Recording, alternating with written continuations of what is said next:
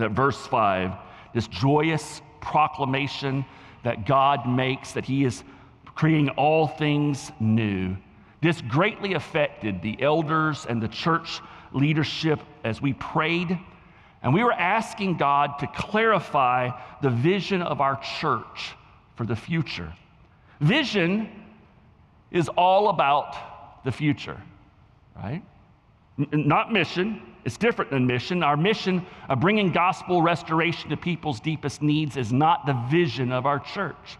See, mission, as I said a few moments ago, describes what we are to be doing as a church. It's what God wants us to do as a church. Our vision is a clear picture of what the future will look like when we are accomplishing our mission.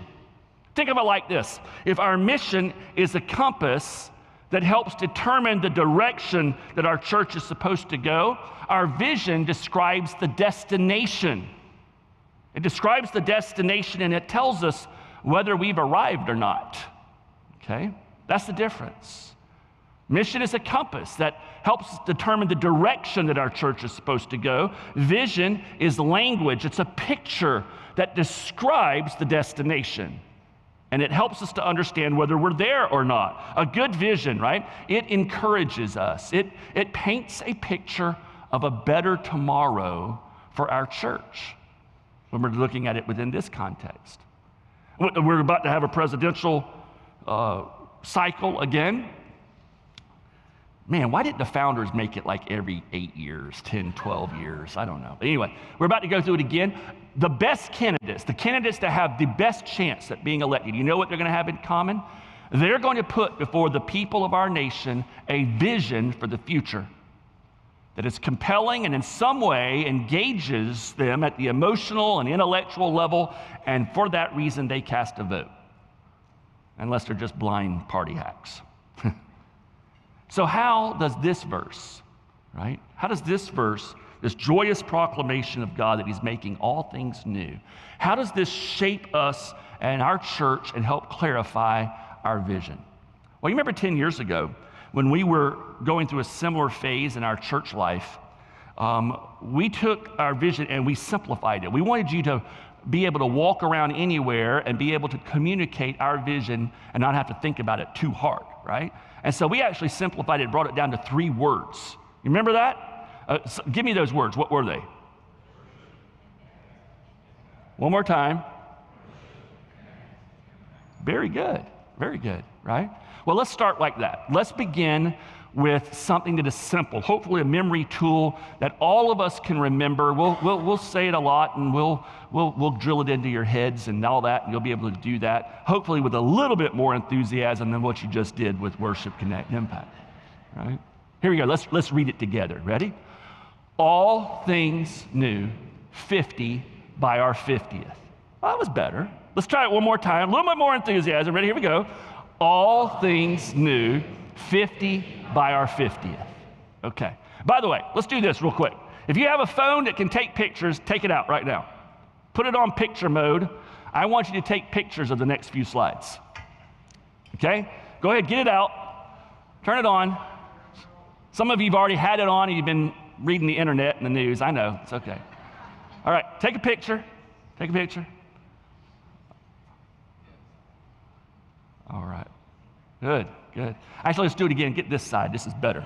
Okay? Okay? All right. No. All right.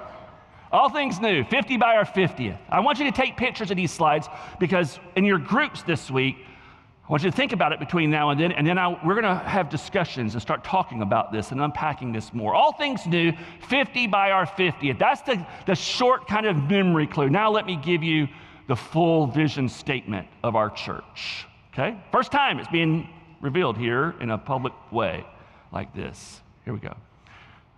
Take your picture. There you go. Recognizing that we are a church of broken people being restored by the gospel of Jesus Christ. By our 50th anniversary in 2028, we will equip and motivate our church members to bring gospel restoration to at least one friend or neighbor, and we will help plant 50 new churches in our community and around the world. Okay? That's the full statement. Now, A lot of places have a statement, and it's like, remember I said a vision helps you to understand whether you've actually arrived at the destination or not. So we're not done yet. There's another slide, okay? This is basically a sentence of what our vision is, but how do we know that we've arrived? The vision will be successfully completed when 50 adult members lead someone to Christ and into discipleship. 50 of our children are led to Christ by their parents. 50 people have the brokenness of their life restored through our church, and 50 new churches are planted, with at least 3 to 5 of those churches being planted in our own backyard. Okay? Let me go back to that again. 50 adult members lead someone to Christ and into discipleship. 50 of our children are led to Christ by their parents. Important phrase, right? 50 people have the brokenness of their lives restored through our church's ministries. And 50 new churches, we help plant 50 new churches, with at least 3 to 5 of these churches being planted in our own backyard. All right. That's a lot. Let me talk about it for a few minutes, just a few minutes that we have remaining. Go ahead and advance the slide and get that off of there. First of all, a few comments. I'm not going to dwell on this greatly because we don't have a lot of time left in the service this morning, but I do want to help give some clarity to this, maybe tell you what it is and what it isn't.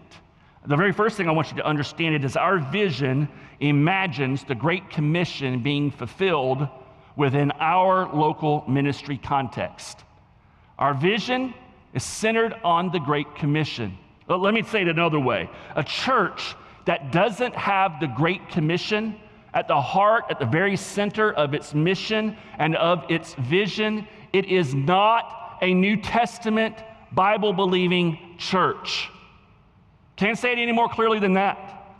A church that does not have the Great Commission at the center of its vision and at the heart of its mission is not a New Testament church. So our vision imagines what it will look like if the Great Commission is fulfilled within our current local context as a church, with your gifts, with your makeup, with our passions in this city in which we're doing ministry.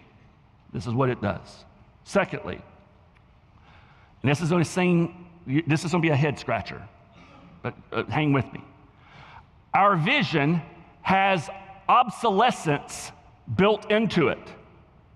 Our vision has obsolescence built into it. So in many respects, we're copying Apple and your iPhones, right? You know how they go, ultimately they die, right? They build obsolescence into it, and you got to get a new iPhone at some point. And technology does this, and they're doing it for profit. Why have we built obsolescence into our vision? And what is that obsolescence? There is a ticking time clock in this vision. What is it? 10 years. We're 40 years old now. We'll be 50 in 2028. We're saying this is for 10 years, which means in about 8.5 years from now, we're going to begin this whole process over again. Okay, go ahead on the count of 3, groan. Ready? 1, 2, 3. Yeah, get it out of your system, right? I mean, some of you, this is the second time now in 10 years that you have been through, you've been hearing this. It's like, we just heard this 10 years. I was just learning Worship, Connect, Impact. It took me 10 years to get 3 words, right? Why are we doing it again, Jerry? I mean, that was working pretty good for us. Because, church, we have to understand that we are not the same church that we were 10 years ago.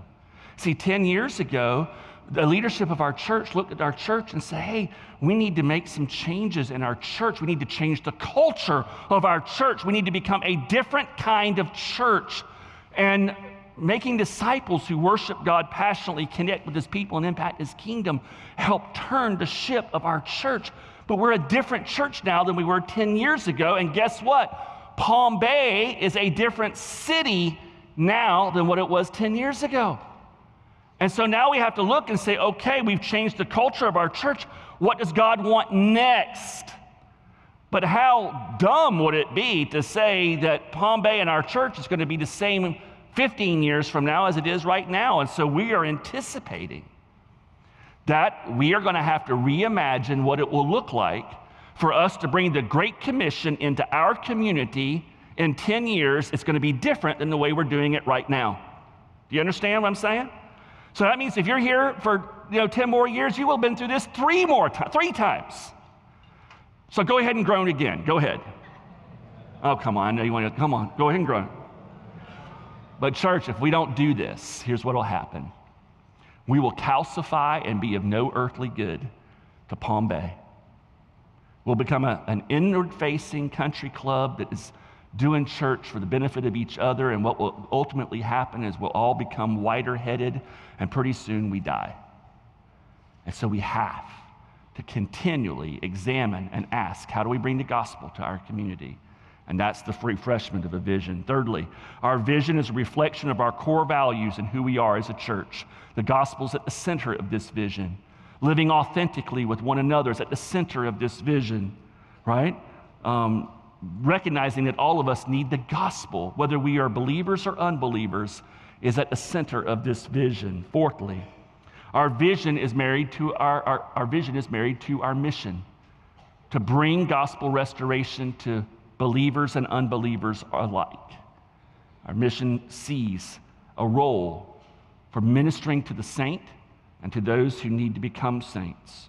Our vision has four very distinct details that provide clarity and encouragement. We gave you a list of 4 objectives that will help us know whether or not we have achieved the vision. We're going to unpack each of those in the month of May. We will speak to each of them. We will go to the scriptures to see why we decided on these 4, and we'll explain them in the month of May. Sixthly, our vision requires even more intentionality and focus in our discipleship and care ministries. Our vision requires us as a church to retool how we do discipleship, to refine it, to become more intentional and focused, because much of this vision requires us as a church and church leadership to equip and train you to help carry out this vision. And so if we just say, here's our vision, and we don't give you the tools, parents, to lead your children to Christ, we won't see 50 of our children led to Christ, right? If we don't help you and encourage you and equip you to share your faith, we won't see 50 adults come to know Christ and enter into discipleship. You get where I'm going there? And so as a church, we have to become more intentional in these areas. Next, our vision, and this is important. Our vision believes that God wants us to build His kingdom for His glory. This vision is not about constructing new buildings, expanding Covenant Church, and creating a covenant fiefdom.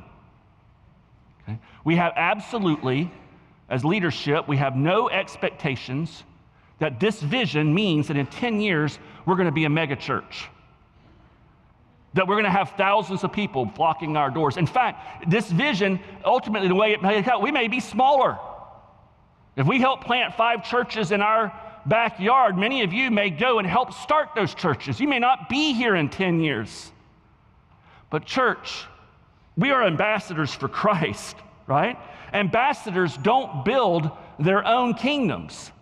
Ambassadors represent their king and His kingdom. And all their work is done for the glory of their king, so that His kingdom will be strong and everlasting. And that's what we're about. So we have no expectations. This is not a church growth plan. This is a kingdom growth plan. That's what it is. Because that's what we want to be about. And if God blesses us with different people and different buildings and all, that's great, that's fine and dandy, but we don't need those things to carry this out. We can do this right here, this group of bodies of believers right here. God can do this through us. Finally, our vision, this vision, calls on all of us to sacrifice and embrace God's call on our lives as followers and ambassadors of Jesus Christ. You know, I've kind of revealed this to various pastors, and they hear it, and their eyes get really big. And you know what they key in on? helping plant 50 new churches in the next 10 years, with 3 to 5 of those being in our own backyard. They understand that helping plant 3 to 5 churches in our own backyard, this is going to stretch us as a church. It's going to be difficult, all right? And their eyes get real big and they go, wow, that's awesome. I can't wait to see how that works out. That's hard.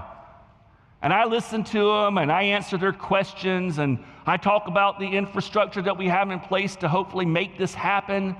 And then when we all get done, I look at them and I say, but you've missed the point. That's not the hardest part of this vision. In fact, that's one of the easier objectives, in my opinion, of this vision.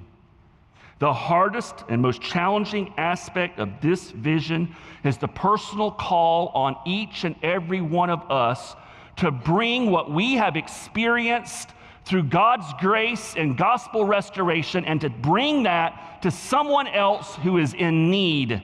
And that, church, is the most challenging part of this vision. This part that by 2028, we will equip and motivate our church members to bring gospel restoration to at least one friend or neighbor.